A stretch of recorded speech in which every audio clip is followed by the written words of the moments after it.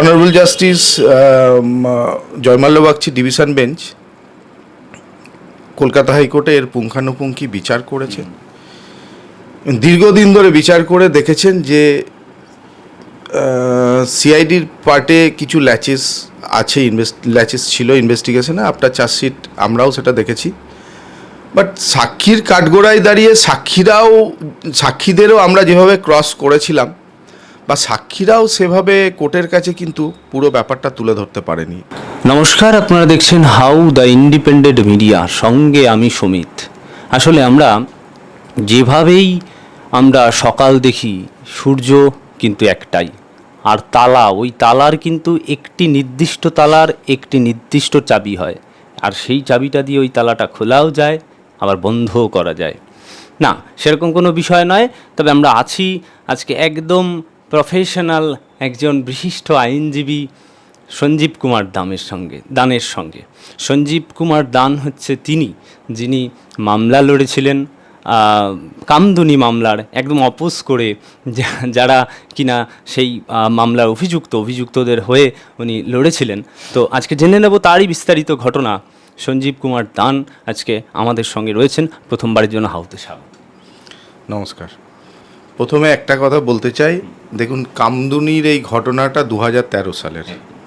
After Nirbhaya 2012 সালে নির্ভয়ার ঘটনা, দিল্লি কেসে অক্ষয় ঠাকুররা যে ঘটনা ঘটিয়েছিল, কামদুনি হচ্ছে তার পরের বছরই একটা মর্মান্তিক ঘটনা অবশ্যই। এবং আমি by profession as a lawyer, আমি এই কামদুনি মামলায় অভিযুক্তদের হয়ে আদালতে ডিফেন্ড করেছিলাম। যখন সিটি সেশন কোর্টে এই মামলাটা চলে, প্রথমে মামলা স্টার্ট হয় বারাসাত কোর্টে। বারাসাত কোর্ট থেকে মামলা সিটি সেশন কোর্টে অর্থাৎ ব্যাংশাল কোর্টে এই মামলা ট্রান্সফার হয় অনারেবল হাইকোর্টের বিচারপতি অনারেবল জাস্টিস অসীম কুমার রায়ের অর্ডারে। বারাসাত থেকে ব্যাংশালে যখন ট্রান্সফার হয়, তখন এই ট্রান্সফার অ্যাপ্লিকেশনে আমরা হাইকোর্টে বলেছিলাম যে বারাসাতে ট্রায়াল হওয়ার মতো পরিস্থিতি ছিল না, কারণ বাইরে বিক্ষুব্ধদের অনেক চেঁচামেচি ছিল। আর বারাসাত কোর্ট একটা ছোট কোর্ট, যেখানে ম্যাজিস্ট্রেটের কোর্টের বাইরেই চিৎকার চেঁচামেচি হতো। ওই জন্য আমরা একটা অ্যাপ্লিকেশন হাইকোর্টে ফাইল করে ওটা বারাসাত থেকে ব্যাংশাল কোর্টে ট্রান্সফার করলাম। এরপর ডে টু ডে 2013 থেকে এই মামলার সাক্ষী সবুত, প্রডিউসড ডকুমেন্ট, সিআইডি চার্জশিট, সমস্ত কিছুই আমরা ফেস করেছি। তো তারপর ট্রায়ালে ওখানকার বিচারক জাস্টিস সঞ্চিতা সরকার, উনি ওনার বিচারে রায়দান করলেন। রায়দানটা আপনারা জানেন সবাই, যে 3 জনের ডেথ সেন্টেন্স হলো, 3জনকে লাইফ ইমপ্রিজনমেন্ট দিলেন, আর 2 জন অ্যাকুইটাল হলো, আর 1 জন জেলে মারা গেছিলো। Total 9 accuse person. Gopal Naskar জেলের মধ্যে ন্যাচারাল ডেথ হয়েছিল, মারা গেছিল। এরপর ওখানে কনভিকশন দেওয়ার পর আমরা হাইকোর্টে অ্যাপিলে আসি। অ্যাপিল অ্যাডমিট হয়। অ্যাপিল অ্যাডমিট হওয়ার পর honourable justice Joymalya Bagchi division bench এই অ্যাপিলের হিয়ারিংয়ের জন্য দিন ঠিক করে। এবং পরপর লাস্ট 2 ইয়ার্স ধরে পরপর রেগুলারলি এই কেসের হিয়ারিং হতো। এই কেসে আমি এবং আমার মাই ডিয়ার ফ্রেন্ড ফিরোজ এদুলজি, আমরা 2জন মিলে এই কেসে অনেক লড়াই করে, অনেক বুদ্ধিমাত্রার সাথে এই কেস লড়াই করে এবং অনেক ইন্টেলিজেন্স লেভেল হাই করে আমরা এই মামলা প্রস্তুতি নিতাম এবং প্রস্তুতি নিয়েও ছিলাম। আজকের দিনে দাঁড়িয়ে আমরা as a lawyer, as a highly professional lawyer, আমরা দুজনেই, এবং আমরা আমাদের প্রফেশনের দিক থেকে উই আর সাকসেস। একদমই তাই। প্রফেশনাল সাকসেস হলো বিষয়টা তো বোঝাই গেল, যেহেতু আপনি একজন আইনজীবী, আপনার কাজ আপনি করেছেন, অবভিয়াসলি তাই। কিন্তু আমি বলছি মানবিক দিকটা কোথাও হারিয়ে গেল কি? আমি বলছি যে মানবিক দিকটা হারিয়ে গেল বলতে, একদম কলেজ পড়ুয়া একটি মেয়ে যাচ্ছিল, তাকে এইভাবে একটা অত্যাচার করা হয়েছে, সেটা নির্মমতা রয়েছে। এবার সেই কেসটা আপনার ভালো লাগলো তো, মানসিকভাবে ভালো লাগলো করতে? দেখুন, খুব একটা ইন্টারেস্টিং কেস ছিল। যার জন্য এই কেসে আমরা লড়াই করেছি এবং লড়াই করে সাফল্যও পেয়েছি। তা আমার এই কামদুনির নির্যাতিতা বা নির্যাতিতার পরিবারের প্রতি সমস্ত রকমের সহানুভূতি এবং সমবেদনা তো আছেই, কারণ ঘটনাটা খুব বেদনাদায়ক একটা ঘটনা ছিল। যদিও honourable justice Joymalya Bagchi division bench Kolkata হাইকোর্টে এর পুঙ্খানুপুঙ্খি বিচার করেছেন, দীর্ঘদিন ধরে বিচার করে দেখেছেন যে সিআইডির পার্টে কিছু ল্যাচেস আছে, ল্যাচেস ছিল ইনভেস্টিগেশনে। আফটার চার্জশিট আমরাও সেটা দেখেছি। বাট সাক্ষীর কাঠগোড়ায় দাঁড়িয়ে সাক্ষীদেরও আমরা যেভাবে ক্রস করেছিলাম বা সাক্ষীরাও সেভাবে কোর্টের কাছে কিন্তু পুরো ব্যাপারটা তুলে ধরতে পারেনি, যার জন্য আজকের দিনে এরা কিন্তু অ্যাকুইটাল হয়ে গেল। একজন আমিন আলী যে ডেথ সেন্টেন্স থেকে ডাইরেক্ট অ্যাকুইটাল হলো, ডেথ সেন্টেন্স থেকে ডাইরেক্ট খালাস হলো। তো আমিন আলীর এগেনস্টে কিছু এভিডেন্স প্রুভ করতে পারেনি। সিটি সেশন কোর্টের বিচারক উনি ওনার রায় শুনিয়েছিলেন, হাইকোর্টের বিচারপতি justice Joymalya Bagchi division bench ওনাদের রায় শুনিয়েছেন এবং ওখানে আমরা সাফল্য পেয়েছি। We are extremely grateful of the division bench.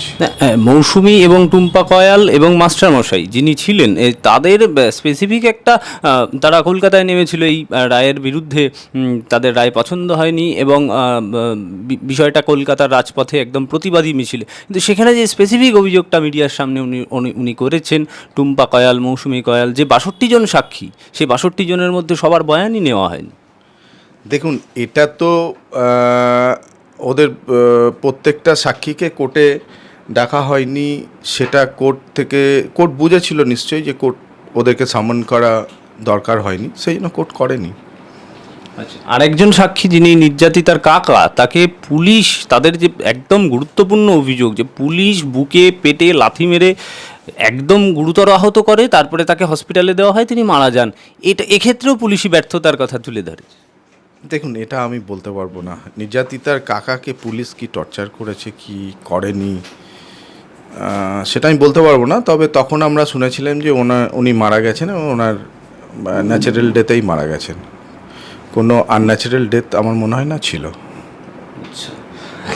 একদম স্পেসিফিকলি যেটা মৌসুমী কয়াল, টুম্পা কয়াল এবং মাস্টারমশাইয়ের পক্ষ থেকে আমরা জিজ্ঞেস করেছিলাম যে আমরা সঞ্জীব কুমার দানের সঙ্গে কথা বলতে যাচ্ছি, এই রকম একটা বিষয়ে আপনাদের কি কোনো স্পেসিফিক প্রশ্ন আছে? তখন আমাদের ওনারা এই প্রশ্নটি করতে বলে, যেটি আমি এখন করছি, যে ধরুন যে আপনার পরিবারের রিলেটিভের কেউ যদি সে যদি ধর্ষিতা হতেন এবং সেই ধর্ষকরা আপনার কাছে এলেন মামলাটা লড়ে দিতে, আপনি লড়বেন?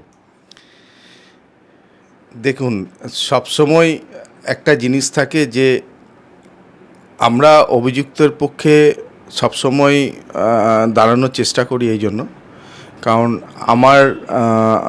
আমার মানে অ্যাকিউজদের একটা রাইটই হচ্ছে যে লয়ার ওকে প্রোটেক্ট করবে। তো আমি এই অভিযুক্তদের মামলা লড়ে আমি ওদের প্রোটেকশন দিয়েছিলাম। তো এইভাবেই আমি ট্রায়াল চালিয়েছি। এখন আপনি যে প্রশ্নটা করলেন, এটা একেবারেই আমার প্রশ্ন, একেবারে তারা জিজ্ঞাসা করেছে তার পরিবারের যদি কেউ এরকম হয়, তার কাছেই যদি ধর্ষকরা আসে, মামলাটা লড়ে দিতে আপনি কি লড়বেন? আমি ব্যক্তিগতভাবে একদম, আমি এবং আমার বন্ধু Edulji, we are extreme professional lawyer, ঠিক আছে? আমার কাছে যেই আসুক আমি তার হয়ে মামলা করব, সে যেমনই ক্রাইম করে থাকুক, এটুকু বলতে পারি। এবং সেটা সাফল্য ব্যর্থতা কি হবে সেটা আদারওয়াইজ, কিন্তু আমি অ্যাকিউজ পারসন যদি আমার কাছে আসে আমি তার হয়ে মামলা করব, যেই হোক। আপনি এটা তাহলে চালিয়ে যাবেন, এটা প্রফেশনাল বাই প্রফেশনের জন্য অবশ্যই। কিন্তু আমি বলছি যে কোনোভাবে এটা এরকম হচ্ছে না যে সুপ্রিম কোর্টে গেলে বিষয়টা আবার এই যে জট, তাদের যে ছাড়া পেয়েছে সেটা নিয়েও জট রয়েছে, এই জটটা কি সুপ্রিম কোর্টে গেলে আরও জটিল হতে পারে? মনে হচ্ছে যে কোনোভাবে যে এই যারা বেকসুর খালাস হয়ে গেল, যার ফাঁসির আদেশ ছিল, আমিন আলীর কথা বললেন আপনি, সে আবার করে তাকে আবার পুলিশ কাস্টাডিতে নেওয়া হতে পারে বা কোথাও হতে পারে, বা তাদের সুরক্ষাও বিঘ্নিত হতে পারে কোথাও। দেখুন, যারা আফটার লং টাইম 10 বছর পর জেল থেকে বেরিয়েছে, তারা একদম এই খোলা আকাশ 10 বছর পরে দেখছে, তারা বাড়ি ফিরেছে, তারা ভালো আছে, এটুকু আমি খবর পেয়েছি। তারা খুব একটা ভীতস্তত অবস্থায় বসে আছে বাড়িতে। দেখুন, এটা কলকাতা হাইকোর্টের একটা হিস্টোরিক্যাল জাজমেন্ট। আগে কোনো দিন এটা হয়েছে বলে আমার তো মনে হয় না। স্বাধীনতার পর এরকম একটা জাজমেন্ট আমার মনে হয় না কলকাতা হাইকোর্ট কখনো দিয়েছে। তো এই জাজমেন্টটা আমার ব্যক্তিগতভাবে অ্যাজ এ লয়ার ধারণা যে এই জাজমেন্ট সুপ্রিম কোর্টে আপিল হবে। এই জাজমেন্ট সেটাসাইড হওয়া মুশকিল আছে, এটা আমার ধারণা। এবার দেখুন, অনারেবল সুপ্রিম কোর্ট কী করবেন, 3 জাজেস বেঞ্চ, কারণ আমি দেখেছি জাস্টিস গাওয়াইয়ের নেতৃত্বে 3 জাজেস বেঞ্চ এই মামলা অ্যাকসেপ্ট করেছে। আগামী সোমবার এই মামলা শুনানি। তো স্টেট গভর্নমেন্টও বড় একজন লয়ারকে দিয়েছেন, ওনার নেতৃত্বে আরও 17 জন লয়ার আছেন। কপিল সিব্বাল আছেন স্টেট গভর্নমেন্টের লয়ার। তো আমরাও এটাকে ডিফেন্ড করব, আমরা তো সবসময় ডিফেন্ড করছি। আমরাও চেষ্টা করব যাতে সুপ্রিম কোর্টে আমরা মামলা জিততে পারি। আমরা সবসময় চেষ্টা করব আমাদের ক্লায়েন্টকে যাতে রিলিফ দিতে পারি।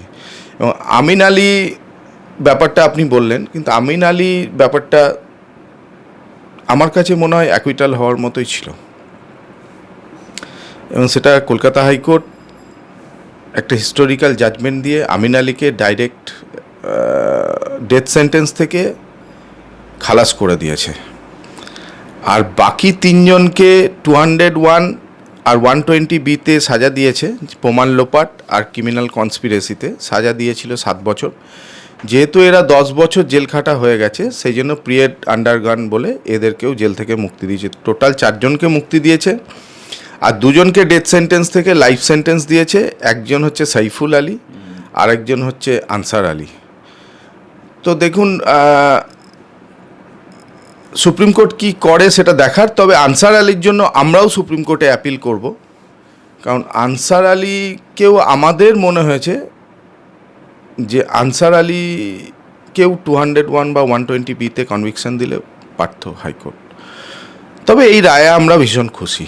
আমার একেবারে শেষ প্রশ্ন, যে যে মানুষটার লোয়ার কোর্টে ফাঁসির আদেশ হয়ে যায়, কোন জাদু বলে, একই তো আইন, আমি বলছি যে কিভাবে সে আবার হাইকোর্টে এসে খালাস পেয়ে যায়? দেখুন, যে লোকটার লোয়ার কোর্টে ডেথ সেন্টেন্স হয়েছিল, আজকে 10 বছর ধরে ডেথ সেন্টেন্স নিয়ে সেই লোকটার প্রত্যেক দিনই মৃত্যু হয়েছে। তো আজকের দিনে দাঁড়িয়ে সেই লোকটা ডেথ সেন্টেন্স থেকে জেলের বাইরে এসে বাড়িতে পৌঁছেছে। তো একজন নিরপরাধ ব্যক্তির যেন কখনো সাজা না হয়, এটাই আমার জুডিশিয়ারির কাছে কাম্য, যে নিরপরাধ ব্যক্তির যেন সাজা না হয়, একটা নিরপরাধ ব্যক্তিরও যেন সাজা না হয় কখনো। এটা আমি সবসময় চাই।